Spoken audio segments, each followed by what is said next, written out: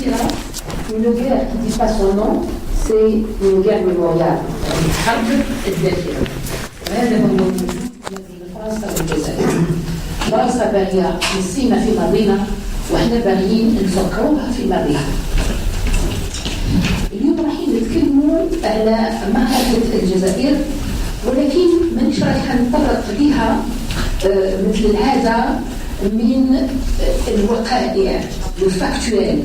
اليوم لازمنا نتطوروا شوية ونروح ونمشوا إلى القانون والجريمة، القانون ومعركة الجزائر. Il est certain que le déclenchement de la révolte algérienne, je appelle ça une révolte algérienne, c'est une révolte algérienne, n'avait pas été prévu par l'armée française. Les institutions de la République française furent terriblement ébranlées par la chute de la République. Le Parlement français avait perdu son pouvoir et le gouvernement obéissait au peuple. هذا هو الواقع اللي كان عايشاه فيه الجزائر في la période 55. La période 56 كذلك et toute l'année a été fructueuse. لأن la période de 56 نشوف فيها المحاكمات نتاع زعماء الثورة الجزائرية وخاصة نتفكروا لأن تكلمنا عليه عدة مرات في هذا المنبر بابنا والإعدام نتاعو مع القادة الفراج للبومي ومن بعد nous avons vu les كل هذه الإعدامات تمت في 1956 19 juin jusqu'à la fin de l'année 56.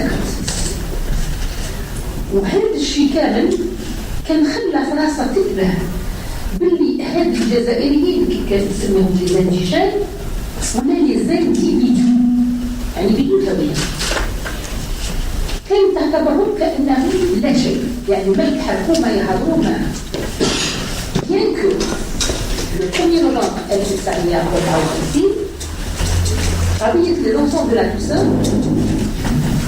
les novembre rouge خلاتهم يتساءلوا شكون هاد الناس اللي بداو يتحركوا.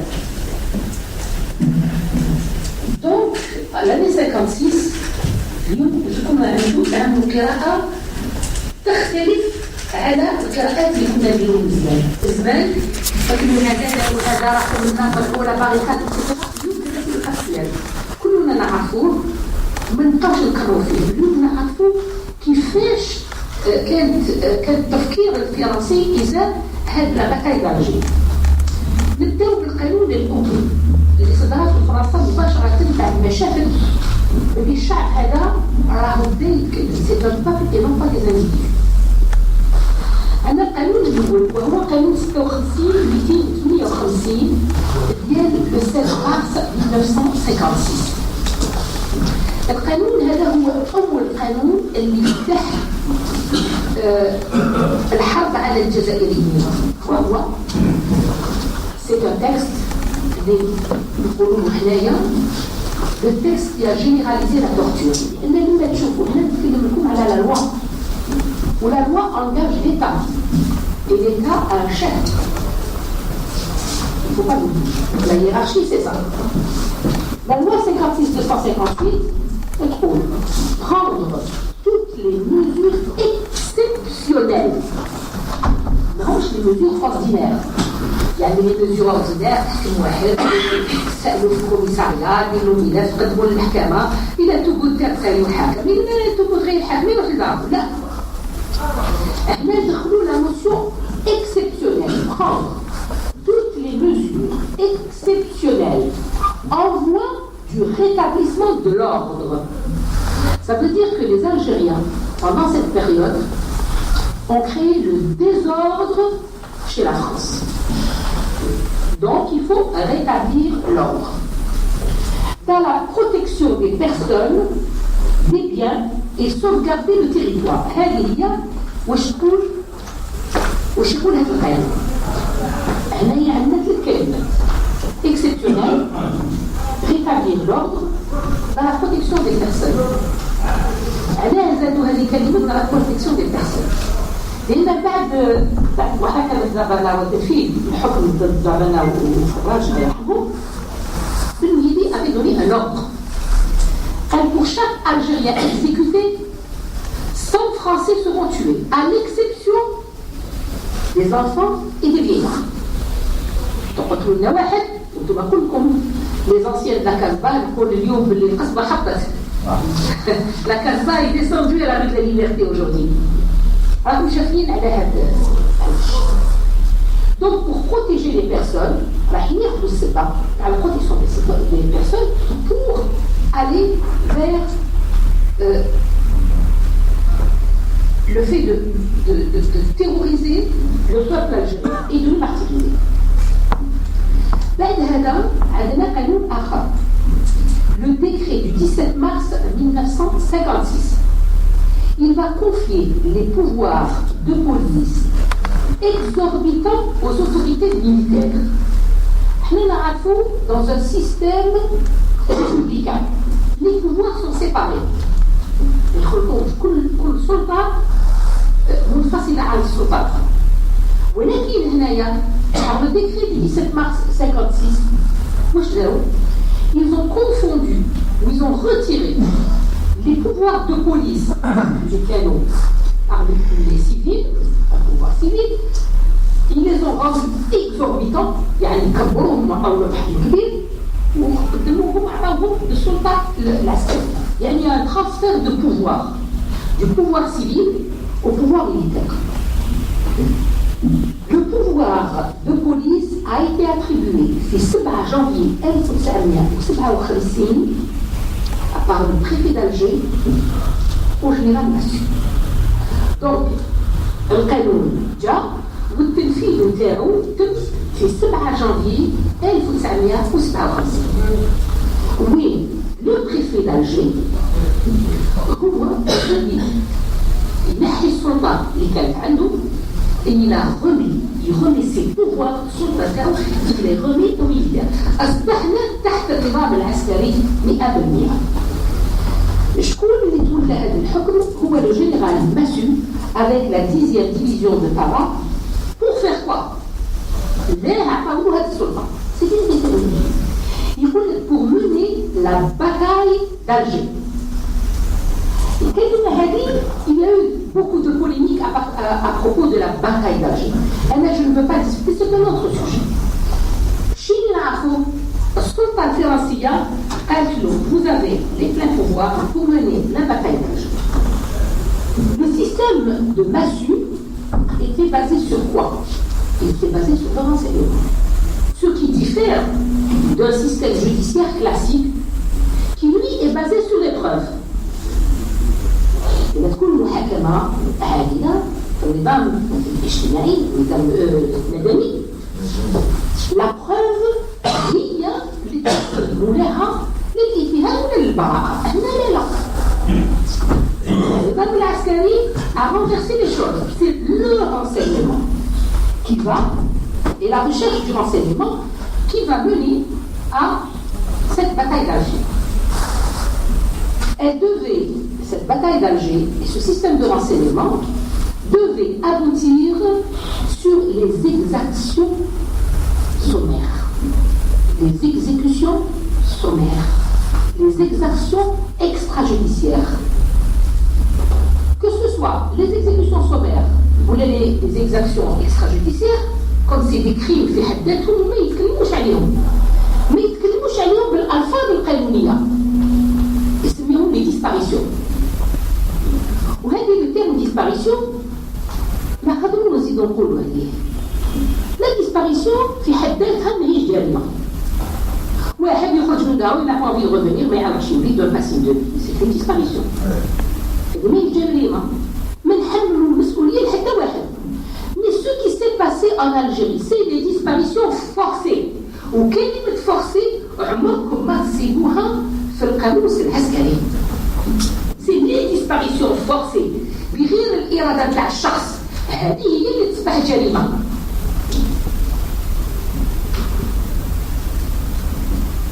Un seul rôle restait entre les mains de Paul Tejet. Qui est ce Paul Tejet? de la préfecture d'Alger à l'époque.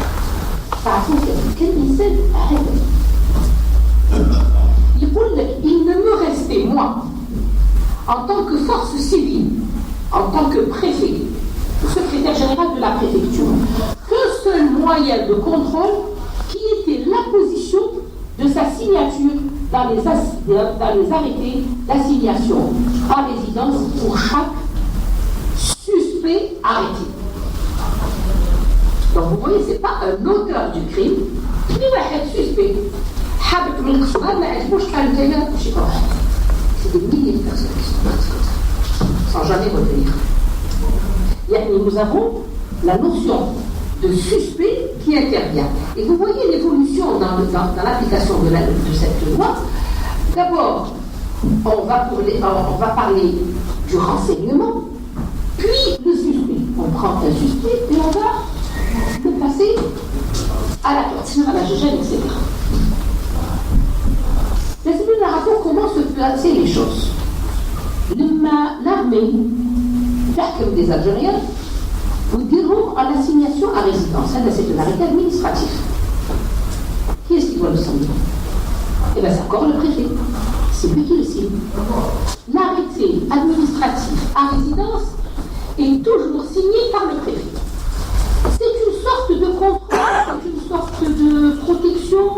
On ne connaît pas la nature juridique exacte de ce seul pouvoir qui reste vivant dans le nouveau système militaire. C'est le seul. Et il est important. Il est très important. Donc le secrétaire général, Massoud qui bat l'eau, les gens qui la signent à résidence, il est obligé d'apposer sa signature. Donc il y a une double signature. C'est Massoud qui décide de la mise sous surveillance, mais c'est lui qui doit signer. Et c'est extrêmement important parce que Kedjen va jeter l'éponge. Pourquoi il va jeter l'éponge? Parce qu'il y a eu 8000 personnes qui ont disparu d'Alger. Ils ont disparu. هذو كلهم راهم جازوا عند كيتجان باسكو لا سيني seulement كي دار الحساب نتاعو يقول لك j'ai trouvé que 3000 personnes étaient mortes. C'est-à-dire sur 8000 personnes interrogées, il y a eu 3000 disparus. Vous vous rendez compte un peu? C'est presque la moitié. Plus tard, nous allons voir que Massoud va reconnaître le chiffre plus 24. Donc, après ces disparitions forcées, Kedjen démissionne.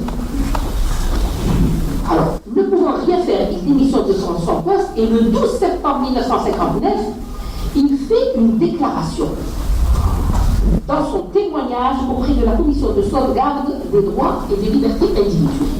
Il est entendu et il fait une déclaration. Il déclare au président de la commission. La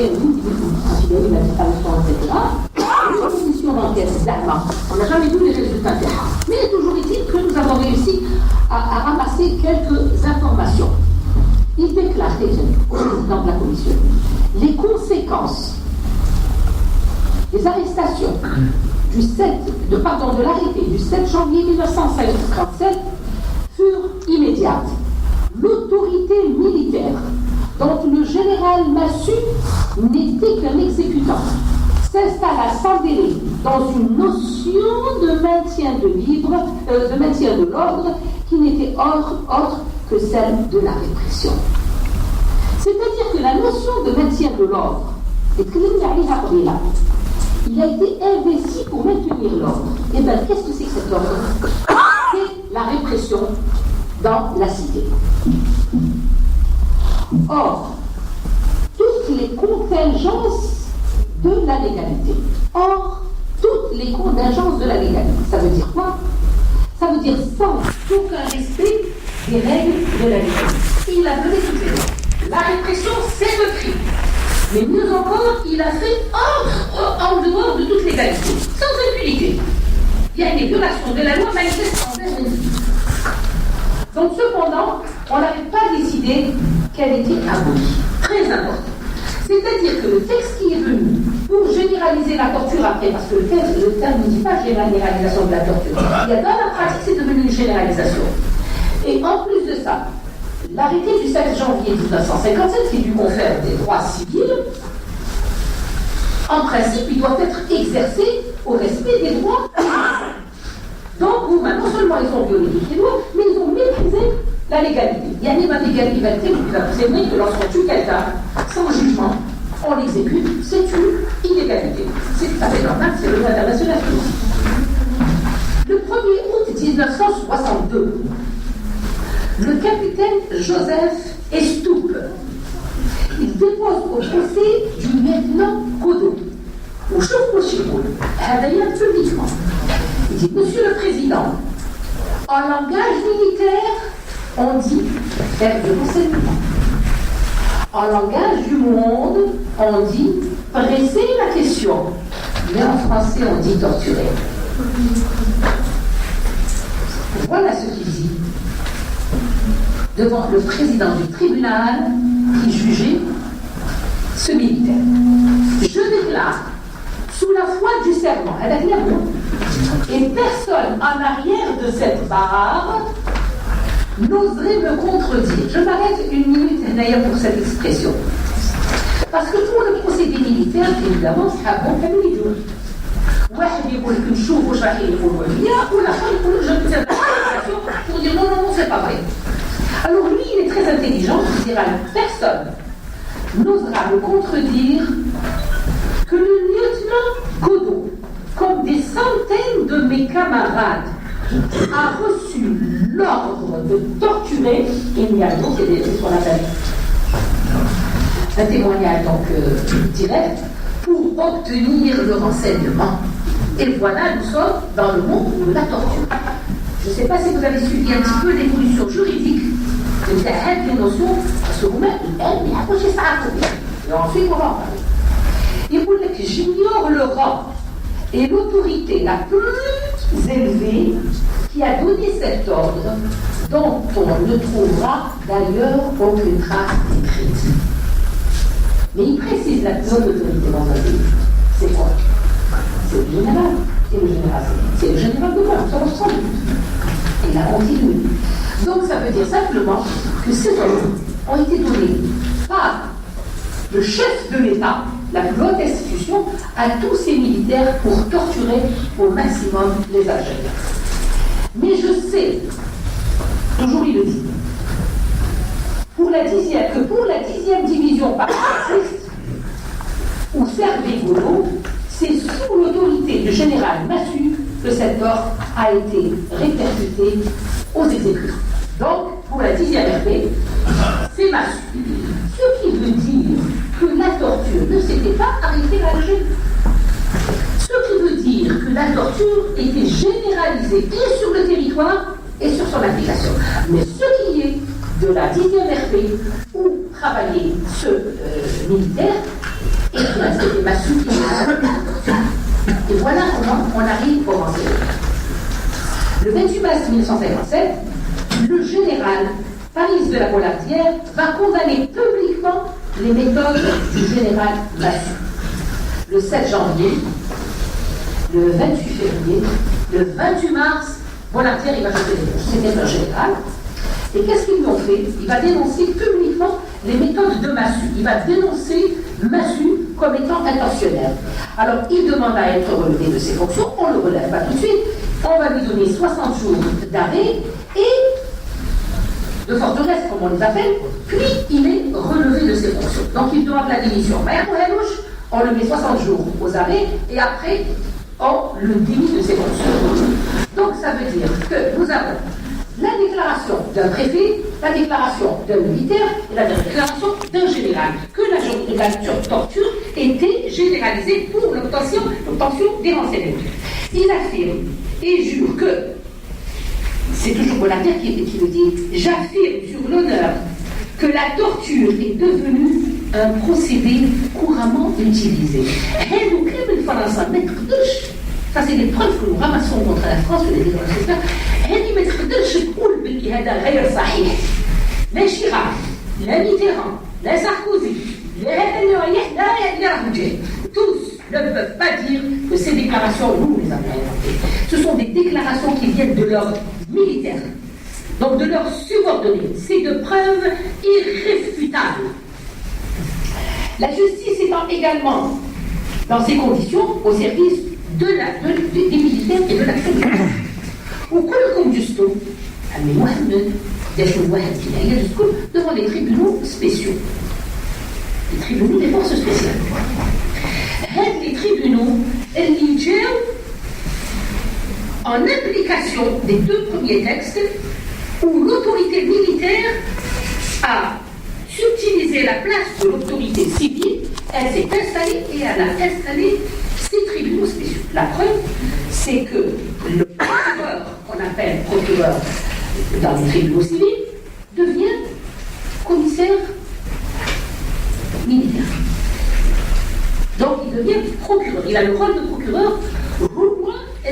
Il demande les sentences. Des décrets ont été donnés aux tribunaux militaires des pouvoirs de juge avant octobre 1954, de reconnaître, alors là c'est très grave, parce que quand ils ont installé les tribunaux militaires, il me faut une rare installation, on commence pour aller dans le futur, les faits qui vont arriver. Pour les instruments, ils ont donné pouvoir aux juges militaires de connaître des affaires avant 54. Ça veut dire Maouline, elle a la période 1er novembre jusqu'à la fin de la rébellion entre guillemets que le premier église. Alors que la loi interdit. On n'a pas d'effet rétroactif en matière pénale. Ça n'existe pas. On a commis un fait aujourd'hui, on va le juger en fonction de la loi d'aujourd'hui. Mais ça, un fait qui a été fait en 54, ou la loi Hadjet en 57, on ne peut pas juger ces gens sur la nouvelle loi, on reste dans l'ancienne loi. Eh bien, une loi d'exception, voici, c'est une violation manifeste des droits humains à travers le monde. Avec les pouvoirs spéciaux, la justice militaire devient compétente de façon générale et est rendue de manière expéditive. Juste كلكم على المحاكم سمعوكم حققوا معاكم يعني جابوا لكم دي بروف expéditive حكموا منا سمعوا منا شرعوا منا قدموا منا. Donc, la justice devient militaire et elle devient expéditive. C'est la création des tribunaux, des forces armées.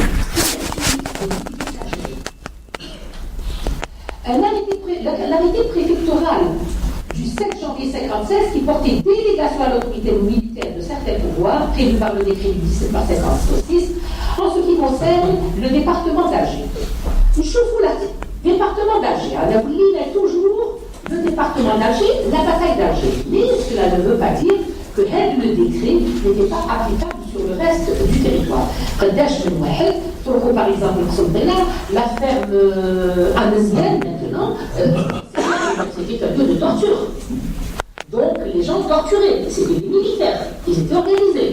Partout, il y avait des sas. Donc, ça veut dire que c'est ça le principe de la généralisation de la torture. L'article 3. L'article 3.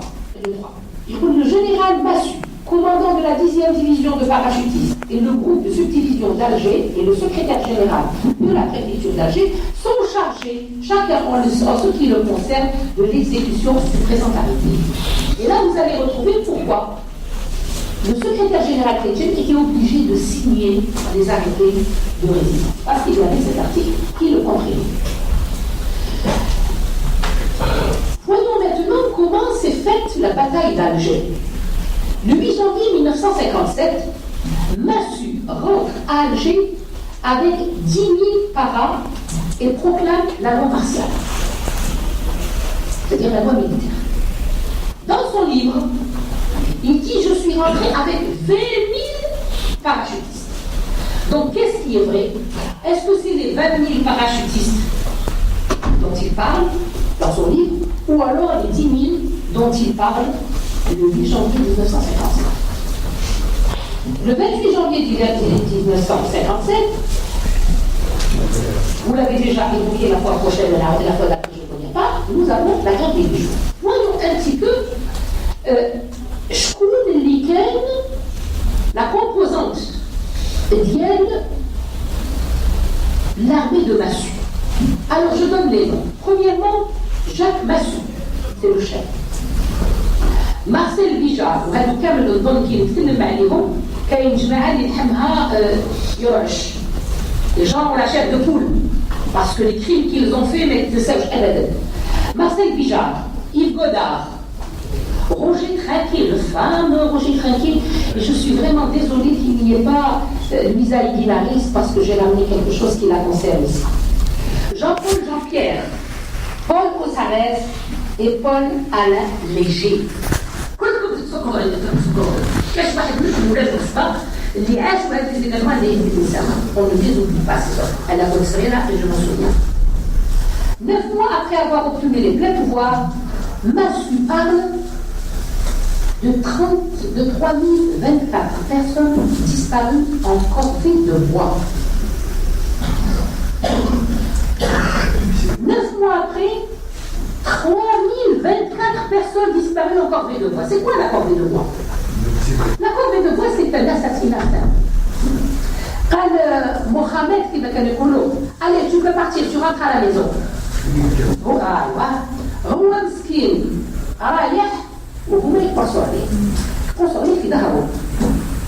Parce que si jamais il y a une enquête ou quelque chose se déclare, mais attention, hein, vous voyez, on l'a atteint dans le dos. Ça veut dire qu'il s'était sauvé, on était obligé de tirer dessus. Et c'est beaucoup de gens sont passés de cette manière-là, donc par la corvée de bois.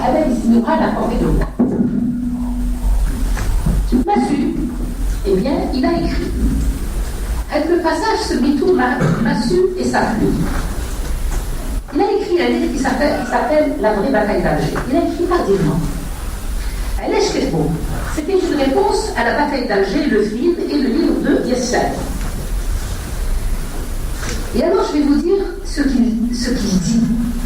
Il dit j'ai confié au cours d'une radioscopie à Jacques Chancel. Jacques Chancel m'a appris. Est-ce que c'est le médecin, le radiologue, ou alors c'est le journaliste, je ne sais pas. Que, j'ouvre une parole, c'est ces paroles. S'il avait écrit son livre cette année, c'était parce qu'il aurait été imprudent d'attendre davantage, car les moyens physiques et intellectuels s'épuisent. En fait, c'est pas ça. En fait, il a écrit ce livre avec Marco Sarès, pas trop. Ou avec Maclou Arek, il y a des passages que je vais vous montrer dans la conférence. Il faut que le système Massu. Donc, il faut le mais que de nous davantage, autant écrire. Deuxième point, il dit l'ensemble d'actions autant humaines que policières menées par les forces de l'ordre. Les actions humaines, je crois que lorsqu'on torture, on est dans des actions inhumaines. Et bien lui, il va considérer que tout ce qu'il a fait, toutes les tortures, toutes les exactions, tout le mal qu'il a fait, tout par le feu, par la gégène, par l'eau, par la corde, par tout ça, pour lui, c'est des actes humains, simplement pour maintenir l'ordre. Le troisième point qui est appréciable, il faut que la notion du suspect, parce que c'est lui qui a inventé cette notion de suspect, très vague au début, devient très riche, assez riche pour permettre l'arrestation par les parents de 20 000 suspects. Imaginez que c'est pas de la réunion, il n'y a pas de 20 000 suspects. Vous vous rendez compte un petit peu? C'est lui qui le dit, c'est pas moi qui le dis, c'est son livre. Alors je connais que la notion de suspect est très vague au début. C'est-à-dire un suspect, ce qui n'est fait, mais je trouve fait. C'est pour ça que j'aime pas cette notion de suspect, mais on l'utilise maintenant en droit pénal et je ne l'aime pas du tout. Il est suspect. On va l'interroger, mais en fait on va le torturer. Et en le torturant, il va commencer à dire n'importe quoi. Il va tirer des noms qu'il connaît et d'autres noms qu'il connaît. À côté de cela, l'organisation de la Casbah avait demandé à toutes les personnes arrêtées de garder le secret pendant 48 heures. Après 48 heures, pour le mettre pendant les 48 heures, ils étaient obligés de faire disparaître toute l'organisation. Il y a une scène qui est assez où il y a un nest, on fait disparaître les personnes. Donc 20 000 personnes qui étaient suspects. Ça c'est devenu ensuite très riche, assez riche pour permettre l'arrestation de 20 000 personnes. Donc vous voyez à peu près qui fait, on parle d'un suspect pour arrêter des gens, pour les torturer et pour les tuer. Troisième point. Il définit les tenants de l'idée nationale algérienne. Les tenants de l'idée nationale algérienne. Il va le définir. Massu, et vous dire qu'est-ce que c'est que la notion du nationalisme algérien. C'est très important. Écoutez ce qu'il dit. Quelques milliers d'individus qui nous opposent à eux le droit des peuples à disposer d'eux-mêmes. Pourquoi? Parce que de 54 jusqu'à 62, les Algériens n'ont pas arrêté la lutte internationale. L'ONU, les pays arabes, les ceci, les cela, ils ont toujours lutté sur le plan international pour faire connaître la question algérienne. Alors lui, il répond. Quelques milliers d'individus qui nous opposent le droit des peuples à disposer d'eux-mêmes, que nous leur avons enseigné. Le droit des peuples à disposer d'eux-mêmes, c'est pas eux qui nous ont appris ça, c'est les principes généraux du droit humain. Les ingrats, eux-mêmes, ils se touchent à la des Algériens et qui se démènent, c'est très ambitieux, et qui se démènent et hurlent comme s'ils étaient 9 millions. Quelques Algériens, ici, de la Casa, qui hurlent, parce qu'effectivement, descendaient dans la rue, ils hurlaient, Saoudja, Frojolina, Badouna, etc. Donc ils hurlent, ces gens qui hurlent, comme s'il y avait 9 millions d'Algériens. Il avait bien compris que la voix du peuple algérien à Alger, c'était la voix du peuple de toute l'Algérie, tous les Algériens. Et on était effectivement 9 à 10 millions à l'époque. Comme si, صوتهم هو صوت الجزائر. ما كانش عارف باللي فعلا que ce soit في القصبة ولا في تندوف ولا في مكان آخر الصوت كان صوت واحد. Donc, on va essayer de voir ce qui s'est passé. Sur les 9 millions, nous avons 9 millions d'individus algériens. Combien de Français dans la bataille? Non, de Français sur 400 000 Français. 400 000 soldats, pardon. Contre 400 000 soldats. C'est 9 millions d'Algériens contre 400 000 soldats. Ces Algériens, ces quelques milliers, ont quand même réussi à faire flancher la France. Il y a 400 000. C'est l'Indaha. Nous sommes quelques milliers. Alors, car la France. Donc, aujourd'hui, les Algériens et l'Algérie indépendante. La bataille. Elle est perdue pour qui? Pour nous ou pour eux? L'histoire s'écrit toujours du côté du vainqueur. Et avec mon ami Zril, on essaie toujours de voir le côté algérien. ما يهضروش عليه ما هضرناش عليه قصدنا في حقنا وفي حق بلادنا وفي حق شعبنا نقولوها بكل صراحه. Donc c'est une bataille. Elle n'a pas été perdue. لأن la bataille d'Alger, elle s'est amplifiée sur tout le territoire. الجماعة اللي قاعدة تحيا وخرجت وين راحت؟ ما دخلتش في الترب. Elle n'est pas restée dans les abris. Elle est allée travailler à travers le territoire national. Depuis quelques jours, j'étais avec le ministre des Moudjahidines à Ilizi. قالوا له نروحوا دور المغاربة وتم انتباهكم. قالوا لي ولا qu'est-ce que vous avez fait? Je حبيت نشوف les 5 disparus que vous avez trouvés incognito هنايا شكون هما؟ Ils ont fait l'identification et c'est واحد من الجزائر وواحد من تونس. واحد ما عرفوش كاين شي كاين ديجا. Mais je parle de celui d'Alger. Le Kasbel Ilizi, ça veut dire quoi? Ça veut dire que la lutte est une lutte généralisée dans le pays. Mais je parce que je retrouve le Kasba, l'organisation d'Eha, que l'organisation s'est arrêtée et que la guerre s'est arrêtée.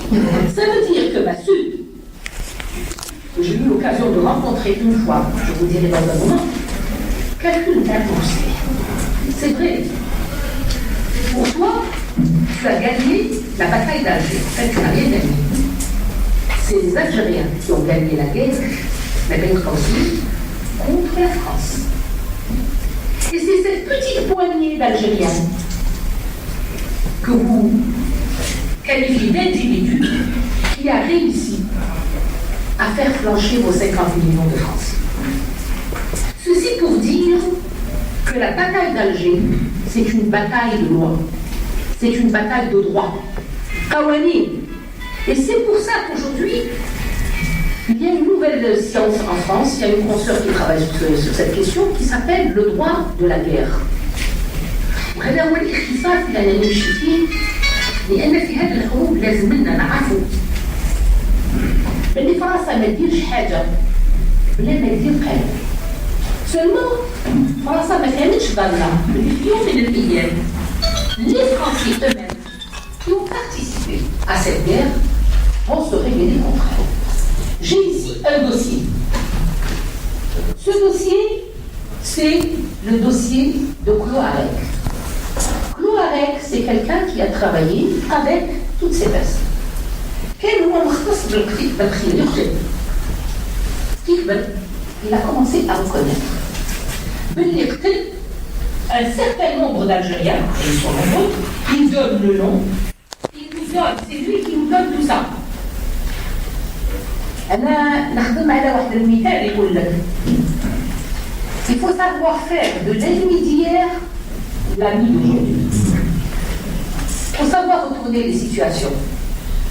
ماشي بويا ما نهضرش معاك، أنا نهضر معاك ما نقولك واش عندك، وهو يجي كارمون يقول لي واش نعطيك. Et tous ces documents, messieurs et dames, sont d'une importance magistrale et correspondance avec les chefs d'État. C'est parce qu'on beaucoup, les Français, à la fin, les chefs d'État, ils étaient au courant de tout.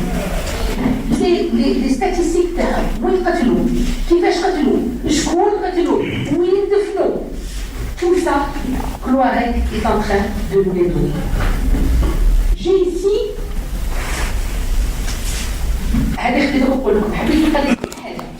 est-ce que Firaïko, la guerre entre l'Algérie et la France est finie? Elle continue. J'ai ici un arrêt. Et j'ai ici cette pièce qui est maîtresse. Cette pièce, c'est le général Schmitt. اللي يكتب الكلواريك لما هو الكلواريك دا يهدر ويعطينا الوثائق. J'ouvre une parenthèse pour vous dire que Smaïl Boulbina, qui est notre ami, et moi-même, et les amis, on a fait des pieds et des mains باش قلنا الكلواريك يبعث لنا الوثائق اللي عنده. Pendant des années, واحد يجي الجزائر. Ça c'est important. Il veut être jugé en Algérie pour crime contre l'humanité.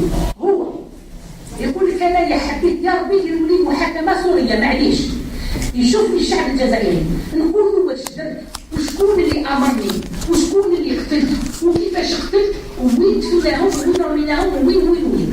Il veut parler de crevettes Bijar parce que Bijar واش كان يدير كان بعد ما يعذب الناس اللي بعثوا لهم الحيين يدير لهم رجليهم il les coule dans un moule تاع السمان ويربطهم ويرميهم بليليكوبتر هنايا pas très loin de l'amirauté. Ça c'est un crime contre l'humanité. السيد هذا جاي باش يقول لنا كيفاش كانوا يديروا كان سي دي تيمونياج كيفاش حنايا اليوم ما نقدروش نترجموا هذا التيمونياج.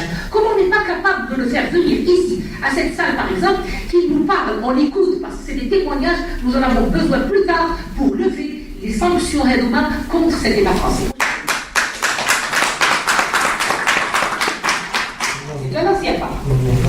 Alors, et je vous rappelle que les premières interviews d'interview Mohamed qui était journaliste Moudjahid et qui est l'ami de notre ami, n'est-ce pas? Il a été le premier. Heureusement que nous avons ces témoignages. Et Moudjahid les a, donc c'est un trésor que vous avez. Je vois chez vous.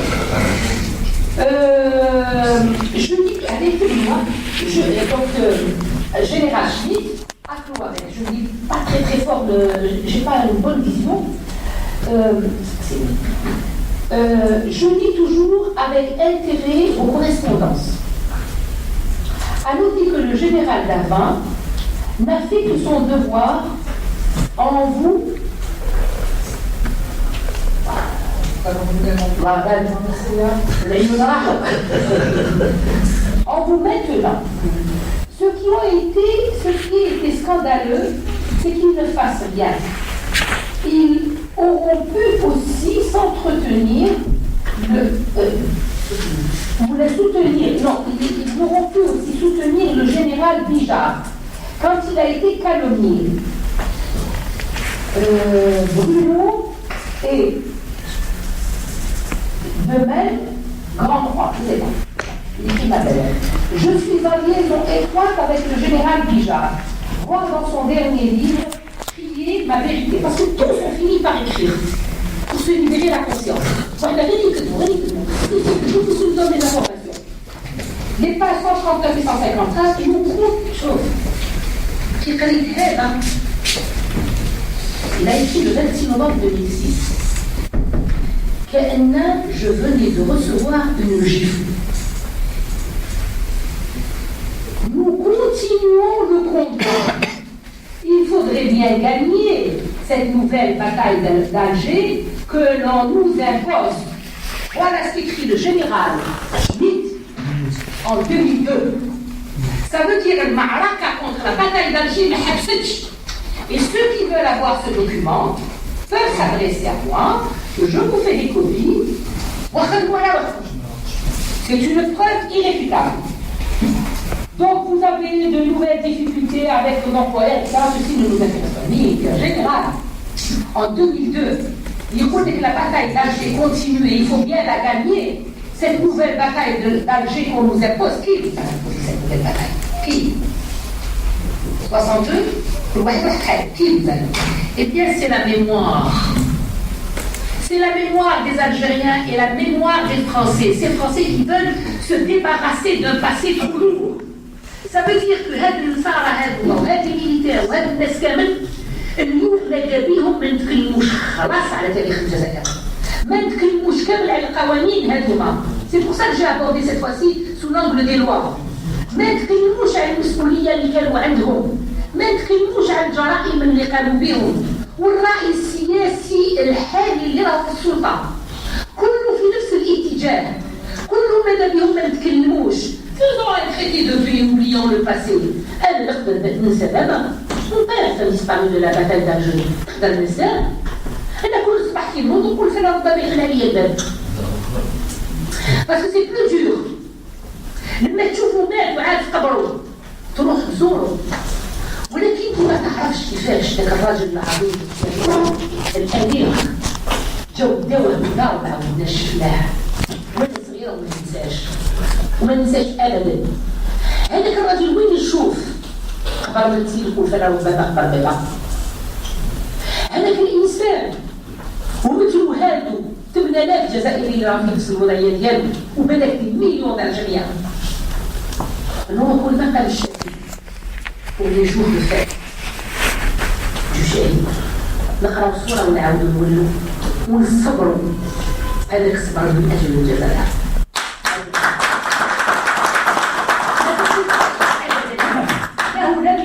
ولا دكتور ولا اي واحد بعد ما نموت اليوم نطلب من الشعب الجزائري يكمل المعركه لان المعركه مازالت طويله. Et nous arrivons sur le courage d'une femme الكلمه تاع التعليم وهي لويزا الفيلاريز. Elle a fait une نسخه من زملائي المهنيين نتاع le général d'armée Maurice Schmitt اللي كنا نتكلموا عليه. شوف كيفاش يتكلموا على العسكريين تاعهم المحامي تاعو. Ancien chef d'état-major, il reconnaît qu'il dit ça et il va dire plus tard il s'agit en réalité de Madame Lisa Vilaris qui n'hésite pas à lancer avec une violence des accusations insupportables. المرأة تعذبت وانا نعرف العذاب نتاعها j'ai beaucoup travaillé avec elle وتقول اليوم pour le général Schmitt باللي هي elle soutient une thèse insupportable. لو كان الشعب الجزائري وراها والجمعيات الجزائريات وراها ومشينا معها للمحكمة Kylian Haga aurait démonté dans des plaidoiries. Mais à l'époque, elle ne s'était pas adressée à lui. Il faut le dire. Elle avait d'excellents avocats. Mais un avocat reste un avocat. De temps en temps, il pense du côté de son pays. Alors, Massu était brutal, c'est ce qu'elle dit d'avant. Infect, Bijard n'était pas mieux, mais le pire, c'était Graziani, c'est celui-là qui l'a torturé.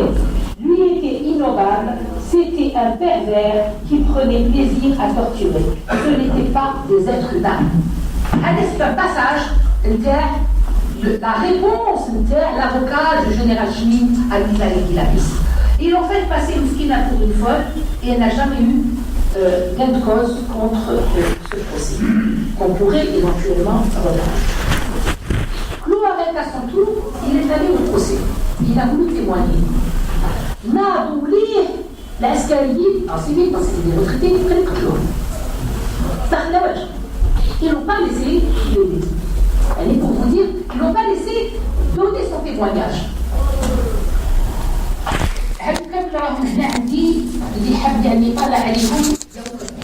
Maintenant, oui, nous sommes là, la bataille d'Alger.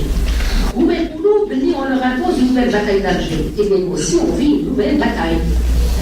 On vit une bataille de l'Algérie entière. لماذا؟ لأن فرنسا إلى حد الآن ما تعرفش. Pour elle, c'est un devoir. شفي تقبيله كي كنت نقرا لكم ونقول لكم باللي le militaire qui est venu témoigner devant le procès, il voulait que c'est la plus haute instance. Cette plus haute instance, c'est elle qui crée les lois. Les lois sont sous l'égide d'un chef de l'État. Le chef de l'État, de la circonstance, on va l'appeler De Gaulle. Qui est De Gaulle? C'est un militaire. C'est lui qui a donné les ordres d'exécuter. Et il n'a jamais puni les militaires. La preuve, c'est qu'en 62, tout de suite après, il y a eu 2 lois d'amnistie. يعني ما تمسوا حتى عسكري اللي كان في الجزائر يعدم يقتل les amnisties. Oui, mais cette loi d'amnistie, elle ne nous concerne pas. Elle عندنا مؤرخين وخويا وعلى باله مؤرخين ما فهمتش كيفاه المؤرخ يقول oh, vous savez, c'est une amnistie. Il y a même des avocats qui se disent zahma ou zahma. Je discutais avec un d'entre eux il y a 3-4 jours. Oui, c'est la sorte même pas ça. Oh, les faits sont amnistiés. Ah, ils sont amnistiés, ouais, elle parle même. Ils sont amnistiés pour la France et pour la loi française. Mais nous sommes algériens, nous avons nos lois. Donc, qu'est-ce qu'on a fait? On a fait le 5 juillet, le 6 juillet, quand on a commencé à travailler, on a fait une loi d'amnistie. D'ailleurs. Mais une loi d'amnistie, je trouve. Parce que qu'est-ce que nous fait baisse? Il faut bien les sortir. Ils étaient condamnés pour avoir atteint l'État français, etc., etc., etc. L'atteinte à la sûreté de la France. La France a fait ici, je fais une loi pour les amnistier. Et l'article 2 du premier journal officiel parle de cette amnistie. Mais c'est une amnistie pour sortir les gens de prison. Il y avait des gens qui étaient encore en prison. Donc il fallait les sortir, il fallait amnistier la loi française et la remplacer par la loi algérienne qui les rendait des héros. C'est le contraire. Dans leur pays, au nom de la France et au nom de l'État français, il fallait les amnistier parce qu'ils avaient agi sous les ordres du chef de l'État. Et donc là, il faut faire évoluer le droit. C'est pourquoi il y a aujourd'hui, Madame l'État français endosse cette responsabilité d'avoir agi en état criminel dans un État algérien, sur des Algériens, des populations civiles. Eh bien, c'est un crime d'État. Donc,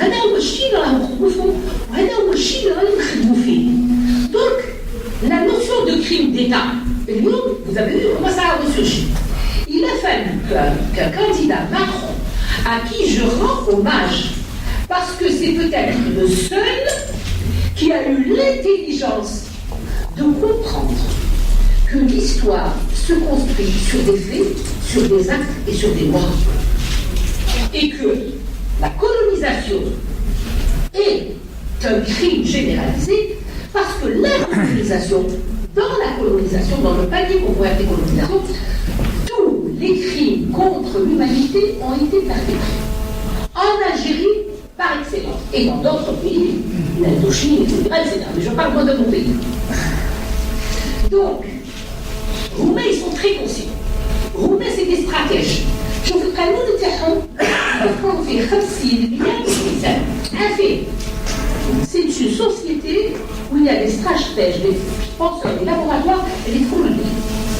C'est 1998, le 17 juillet 1998. Il y a eu un texte extrêmement important mais très dangereux pour tous les criminels. C'est le traité de Rome qui instruit et institue le tribunal pénal international. هذا القانون فرنسا صدقت عليه ووضعت عليه وصدقت dans les années 2000. Donc à partir de 2002 le texte هذا le traité de Rome واش يصبح لها يصبح لي de داموكلès فوق راسها. كي تدخل القانون واش تصير؟ تصير وهذا باتفاق البلدان c'est une loi internationale. Le crime contre l'humanité est imprescriptible. واش يرجع ليه؟ يقول الشيء يقول لك سلموا عليها قبيله. واش يقول دوغول؟ يدير un décret présidentiel وين يقول le tribunal spécial des forces armées institué en telle année peut connaître des crimes d'avant 1954. Et bien moi aussi je peux connaître des crimes avant la promulgation de 98. Puisqu'il est imprescriptible. Donc, on a tout le temps d'aller vers le crime contre l'humanité. Toujours ce texte. La torture, le viol, les disparitions, l'exaction, ce sont tous des crimes contre l'humanité. Est-ce que nous ne sommes pas dans cette phase? Nous sommes dans cette phase. Nous avons des torturés, nous avons des disparus. Donc, il y a eu des crimes contre l'humanité qui ont été faits en Algérie. Et donc, cette loi s'applique à la France. Seulement, il y a un petit problème. Ce tribunal spécial, ou le tribunal de Nuremberg, il a jugé les personnes. Les personnes qui ont commis les actes. Mais Hitler. Hitler a été poursuivi. On dit qu'il est vivant jusqu'à présent, je ne sais pas si c'est vrai. Il y a des historiens, ceci, cela, paradis. Donc, c'est la wesh. Donc, aujourd'hui, quand on veut préparer un dossier, même pas de défense devant un tribunal, il y a Moulaga, Pinogui. Le crime est imprescriptible. Vous avez connu les crimes qu'on qualifie de crimes d'État. Et bien, ça ne m'intéresse pas de juger De Gaulle. Je suis bébé. J'ai toujours dit, comme ça ne m'intéresse pas. Ceux qui ont fait les actes ne m'intéressent pas. Ils ont agi pour l'État français. Moi, c'est l'État français qui m'intéresse. Voilà. L'État français m'intéresse.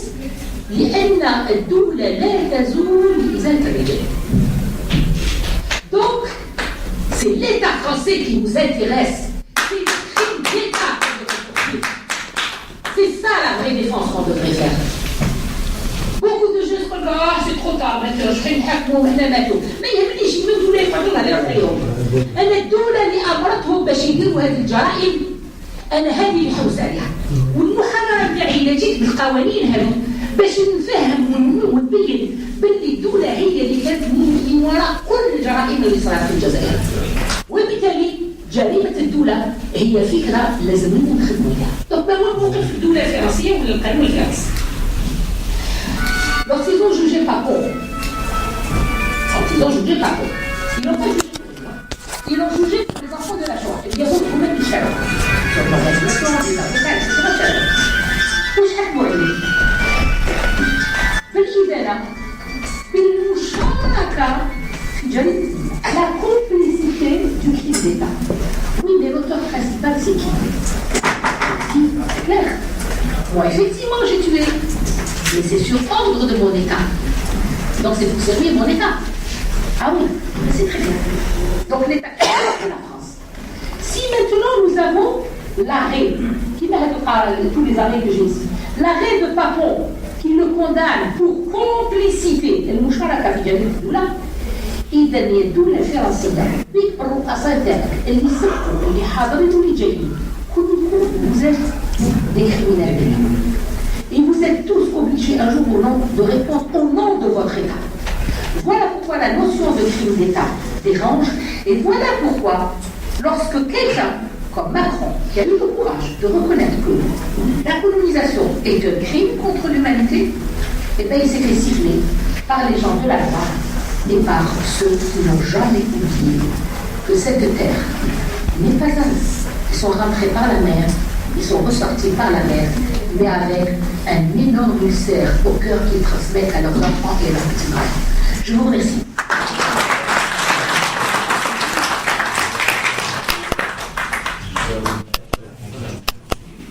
شكون الأستاذة بارك الله فيك